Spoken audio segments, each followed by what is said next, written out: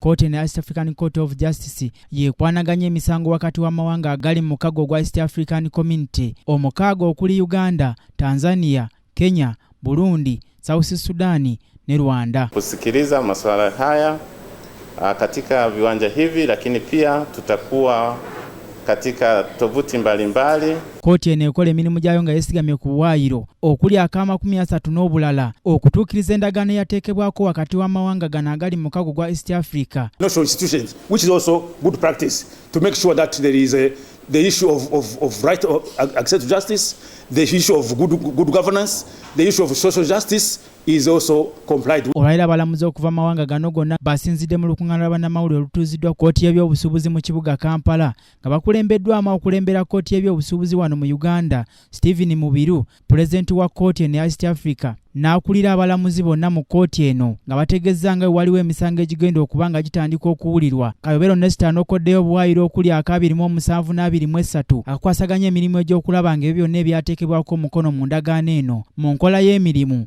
eddembe ly'obuntu, nti era mu buwayiro buno balina obuyinza okuba nga bakola emirimu gyabwe awatali kutiisibwatiisibwa. This court is interfering with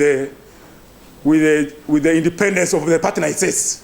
But what do you mean by independence? But it's like if you got into a marriage, if you used to be sleeping with the shoes, but once you are married, there are behaviors you have to step down and see if really that judgment complies with the obligations of that partner states and the treaty, especially Article 6D and 7.2 of the fundamental principles which shall govern the achievement of the objective of the community, and the treaty on good governance, rule of laws, social justice, access to justice, human rights. Those are the issues. Abakulira Kayobera Nesto atubulidde nti okusomooza kwe bakyalina okwa kkooti eno kwe kuba n'ensimbi ezitamala, era nga basabye Parliament ya East African Community okulaba ng'efaayo okuyisa etteeka erisobola okubongeza ku nsimbi ze basobola okuba nga bakozesa. To comment on giving the court the financial and administrative autonomy.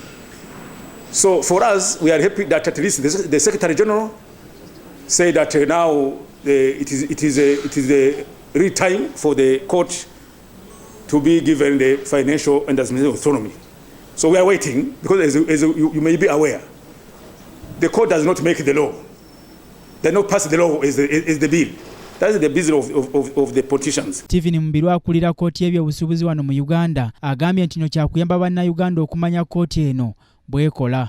Bw'wabaawo ensonga ekwatagana n'ebyobukulembeze, eby'eddembe ly'obuntu n'ebyobusuubuzi wakati w'amawanga gano nga tebitambudde bulungi, omuntu wa ddembe okutwala okwemulugunya kwe mu kkooti eyo tekyekwetaagisa kusooka kuwaaba mu kkooti zaffe, naye ng'olina ensonga ekwatagana ne bitatukwatiddwa bulungi mu nzirukanya y'endagaano eyo. Yohana Masalanga yakulira abalamuzi ba kkooti eno ono atubulidde ku gimu emisango egigenda okuba nga giwulirwa. Scheduling conference and one hearing.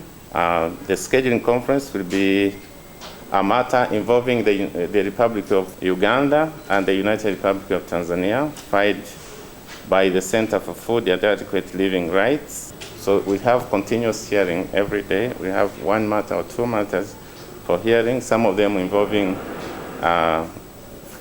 witnesses.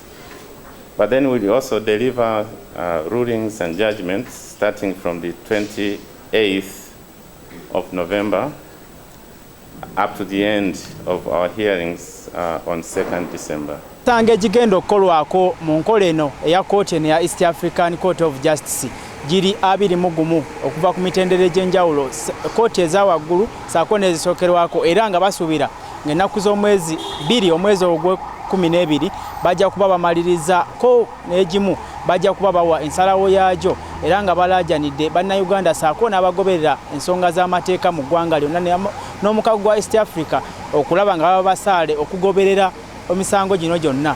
Nze Omulangira Jinju Moses ku Kkooti TV amalindirire.